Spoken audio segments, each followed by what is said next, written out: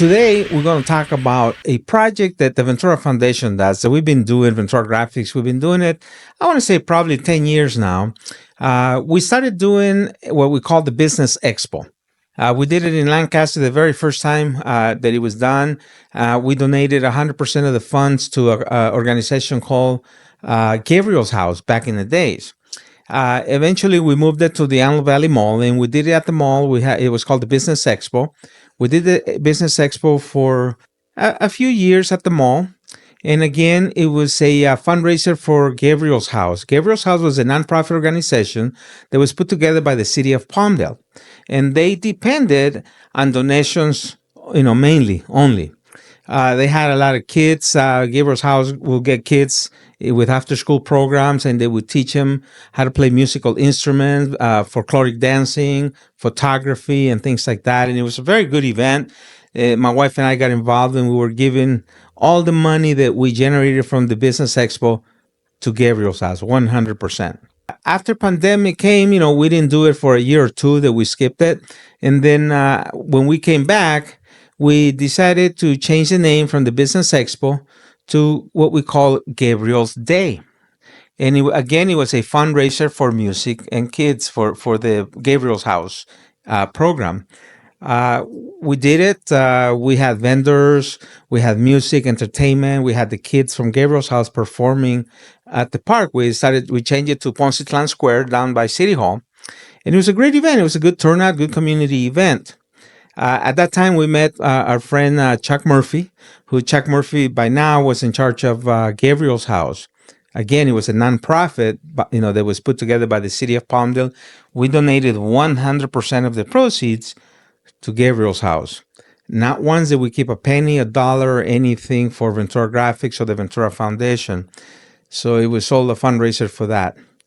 So I want to say last year or the year before, we had some issues where we were forced to change the name from Gabriel's House. We were told we couldn't use that name anymore. And, and people thought that we were using the name to make money, to get rich and things like that, which was not the case. We always donated back to Gabriel's Foundation, to that, Gabriel's House. But they were forced to change the name, and now it's called Music and Kids. So we continue to do that event every year, and it's 100% fundraiser for Music and Kids. Music and Kids is run by Chuck Murphy, and Chuck is here with me today. Good morning, Chuck. Welcome to the show. How are you today? Good morning. I'm excited. I'm just excited about sitting here with you and talking about Music and Kids and a little bit of our past, but I'm more excited about the future of what we can do together. Right. Yeah. So, Chuck has been helping us with a lot of other events that we do. He donates his time. He donates his instruments to the events. Like, for example, the trunk or treat that we do for the Sheriff's Department. That trunk or treat event, 100% of the proceeds goes to the Sheriff's Boosters, right? We also do the Taco Festival. He brings all his equipment to the Taco Festival. We do our annual Cesar Chavez Day event in March, and he also donates his time and his equipment to that event. So Chuck is a great partner of ours, right? In May, we do the Music and Kids Day over here at Poncitlan Square, and we want to talk about that. What we have in plan. It's in the oven. We're still working it. It's going to be May. I forgot. I think it was May 17th or something like that. But the date will come. Every year we have the kids from Music and Kids come out and perform. Correct? You want to tell us about that? Well, from day one, when going all the way back when Music and Kids, actually, when I came to Palmdale, it was a wonderful invitation from the city of Palmdale to take over Gabriel House, because they had a large number of kids, and it was really a big hit for the neighborhood. And Mike Miller, who was actually one of Palmdale's leaders at the time, was trying to do both his day-to-day job along with the nonprofit, which became very, very cumbersome for him. So he came out looking for a nonprofit like ours, and we met in 2018, and I kind of shadowed Mike for 6 to 8 months just to see how he was operating. And I said, I would love to do this. I would love to work with the city of Palmdale. I'd love to work with the kids here. And I believe our program would do wonderful. At that moment, he said, okay, so can you tell me about your program? And I said, we focus on one-on-one education because we realize that every child learns differently. And so our program, whether it's vocals, whether it's piano, whether it's guitar, you're getting the student is getting 1 hour a week with a teacher. And then they take that work home and they practice, they come back. And if they've, I don't want to say mastered because you don't master anything in a week, but if they are understanding the homework, we're going to be able to teach them more. And we continue to teach them, on one thing until they really grasp it and then move forward. Because we start with kids at 8 years old. We're teaching for 8 to 18. It's all free. Equipment is all free. And the goal is to really help educate, bring some fun and humor to the kids at the same time while they're learning to discipline themselves for things that can be difficult, the things that we have to learn in life. And in this case, it's music. Right. And like performing in public. I've seen some of the kids, they're very timid, very shy when they come in. And then I see them performing, singing to hundreds, thousands of people out there on the events that we do, and that timid thing goes away and they get comfortable and they get really good. Like, for example, Emma. I've seen Emma, she sings. She has a really great voice. I don't think she knew that she could sing. I think Emma is a good example of someone we could talk about because she started basically talking about how much she sings. And when I first met her, and when I can still remember the first time she stood up, and I don't remember exactly what whether it was, I think it was the Taco Festival, and she's looking at about 3,000 people right in front of her and about a total of 7,000 people around her, and she's getting ready to sing her first song. And instead of taking a step forward with a microphone in her hand, she came over and hugged my leg. She was 8 years old at the time. Here it is 3 years later, and Emma is singing like a pro because her entire being is now confident and feeling strong when she gets in front of a crowd. She's not afraid of them anymore because she knows what she knows and she knows what she can do. And in my opinion, many children know a whole lot. They just aren't sure if, as children, they're supposed to be speaking or not speaking, and they're just not comfortable with the communication yet. So Right. Our goal is all about getting them to open up about any subject matter. Mm-hmm. And if we can do it where they're opening up in front of 6,000 people. Yeah, so music and kids really help them develop that, to be able to speak in public, to be able to perform and sing in public, it's awesome. And so how many kids do you have in your program now? Well, it's gone up and down. I can honestly tell you that. We started out with a program in 2017, and we did an America's Got Talent type contest where we had 57 children come up and actually sing. And we had judges, including Carney Wilson from the Wilson Phillips Band. And by the end of the day, I was so moved that instead of picking 10, I took all 57 of them, brought them in, and that was the beginning of this. Wow. And we stayed right around 55 to 60 until the pandemic hit. When the pandemic hit, things went down.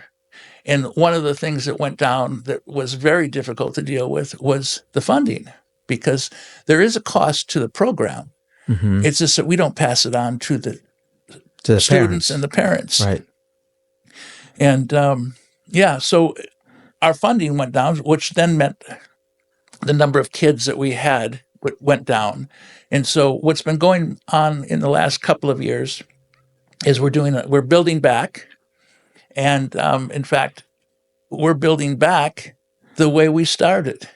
We're going to come out next year, which will be our 9th year, and we're going to do another America's Got Talent type contest. That's in May, coming up in May at the Exactly. annual event. We're doing. 2025 in May, approximately May 16th. I guess the reason I always remember May 16th is my birthday. Oh, happy birthday! In case But I forget. It also falls right in the middle of the month, Yeah. and the whole goal is we're gonna start promoting it real early here, and get as many of the kids as we can, and we'll have some cash prizes and other gifts for the kids that are up singing. Okay, so it's on a Saturday, so I'm not sure if I don't have a calendar with me, but it's either May 15th, 16th, 17th, whatever that Saturday is, that's when it's going to be over here at Poncitlan Square. And I think we're going to start from like 11 a.m. to maybe 4 p.m., something like that. So a question that I have is you have instructors and they're paid instructors, right? Yes. Where does that funding come from? Where, since you're not charging the parents a dime, you don't charge the kids a dime, where does the money come from in order to pay the instructors? Well, money comes from multiple places. And like when we first started, nobody knew about us. So the money came out of my personal pocket. But as people started becoming aware of us, we started having, the first couple of years, we started getting donations. And then the third year, by law, a nonprofit can't go apply for grants until the third year. So the third year we applied for grants, and we managed to get some grants, which helped us out tremendously and helped me out tremendously also. And we just kept on, and the kids, we've had a waiting list of roughly 60 kids, 63 kids, for several years now. I mean, and we're every quarter we call to find out who's still interested. So we're making sure our waiting list is up to date. Mm-hmm. And the kids are getting older, but they're not losing their interest. They really would like a program. They're just coming from under capitalized families or places that they just don't have the money. And right now, these last few years have been very difficult. And so, what we're trying to do is basically just kick off and start the program like we started it originally, and try to bring as much energy and love and bring the community together again around what we're doing, because we've gotten so fragmented with the pandemic and the financial issues that everybody's having. It hasn't been just music and kids that was affected. Our whole community was affected, and it's time for us to come back together and realize that we are better together. We are stronger together, and we can do so much more together. And my goal is to help our children develop as strong as possible, so that the Valley is as strong as possible, because these kids one day will be the leadership. That's true. That's true. So you really depend on funding, from the community, from business owners and things like that. And that's why we came in. That's when now, everything that we do for that month of May, that program that we have, the Music and Kids Day, 100% we will donate back to Music and Kids, which we've been doing for the last few years, 9 years, 10 years, whatever it's been. So if somebody else besides the Ventura Foundation wants to donate some funding to you, is there a website? Is there somewhere they can go to donate the funding, or how do you do it? Music and Kids has got a website. It's musicandkids.org. You can donate there. You can donate by making a phone call to me. I'll meet you anywhere if that's what it's going to take. If it's money involved, I'll drive, right? Anything that'll help my kids, the kids that are in our program, and the kids that want to be in the program, I will be there. And George, I just want to take a second and say thank you, because other than Palmdale bringing us here to into this city and asking us to do the work we're doing, you have been somebody that has worked with us the entire time we've been here, given us opportunities to work with you, to see how the city works with you, and being part of all of the things that you do for the city has helped me to develop how I can do as much as I can do for the city. Helping kids is one thing, and that's the song in my heart, is to help kids. But it's amazing to be part of a community movement, and you are a community movement. The Ventura Foundation has done so much for Palmdale and so much for the citizens of Palmdale. It's just and so much of it goes unrecognized. And I just want to say thank you. No, yeah, thank you. It's my pleasure. I am blessed that I am able to help. My wife and I are here for the community, and we're here to give back as much as we can whenever we can. The word no, doesn't exist in my vocabulary. You know, I'm the type of guy that don't like to apply for grants or things like that. So when we started the Ventura Foundation, I go out there and see how I can find or generate that money for the Ventura Foundation. We applied for a grant once, City of Palmdale, and we were approved, and that money was given to us, and we gave 100% of that funding back to students through scholarships. We had some leadership classes, and the attending students, they all got scholarships. They graduated. We gave them diplomas and things like that. But I like to do my events. That's why I do the events. We do, Cesar Chavez Day in March. In March, we have the Palmdale School District students. We invited the Lancaster School District students also to participate. They write an essay about Cesar Chavez, who Cesar Chavez was, all the information about Cesar Chavez. That goes to the Palmdale City Library. The library chooses the best 3 essays. And then the Ventura Foundation goes to City Council meeting with the winning students, and we issue a scholarship to those winning students, right? We do the other one, it's in May. We do our event that we're talking in May, and 100% goes back to the Music and Kids organization. In June, we do the Taco Festival. We generate some funding there, and we donate some funding back if we can to your organization. We donate some to the Palmdale Sheriff's Boosters. Previous years, we've donated a small portion to the Chamber of Commerce, the Hispanic Chamber of Commerce. And there's other organizations that we donate, we help, and we don't need to advertise it because, I don't care if everybody knows what I'm doing and stuff. I just do it out of my heart, my wife and I heart, and it's a great feeling for us. The more that we give back, the more that we get. The more that we give, the more that we get back without asking for it, without expecting it. And not necessarily monetary wise, but doors open here, doors open over there. We're able to do a lot of things that we probably wouldn't be able to done, and we have met people that has helped us open those doors for us. So it's a pleasure, Mm-hmm. We have our website too, theventurafoundation.org. Okay, right now it's there, but we're revamping it. In January, we're going to have a nice state-of-the-art website. I hire an outside company, and they've been rebuilding the website for us. Where people will be able to go in there also and do the donations and things like that. We have different packages, right? And the funding that goes, whatever money goes to the Ventura Foundation, is kept in a different account, and that's the funding that we use to be able to give back to the community and things like that.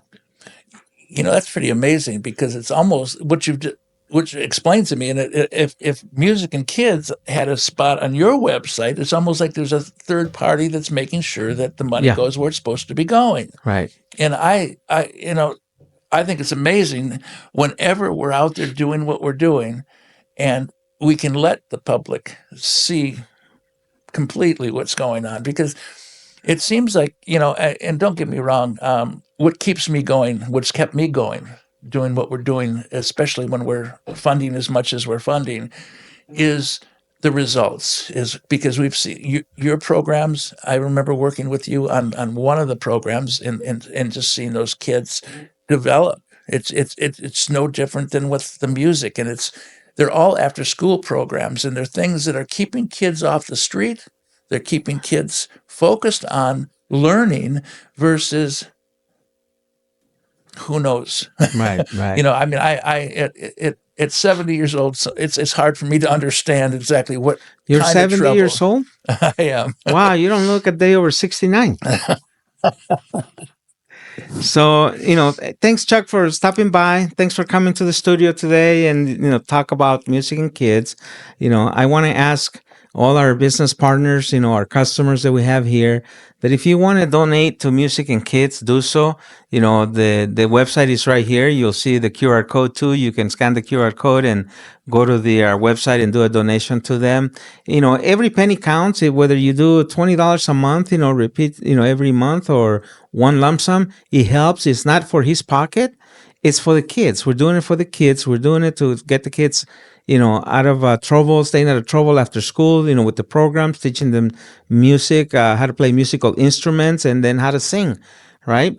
And if you want to donate through the Ventura Foundation, you can also go to the venturafoundation.org website, and there's a link there for you to donate. It either goes to the Ventura Foundation, which covers all the other events and organizations that we help, or if you like 100% of your donation to go to the Music and Kids Foundation, you can click that there too, and we'll make sure that Chuck, the Music and Kids organization gets that funding too. So again, Chuck, thank you for being here. Thank you for everything that you do for our community, for our kids, and everything. And stay positive. Okay, stay positive. Thank you, Jorge. I appreciate it. All right, we'll talk to you guys soon.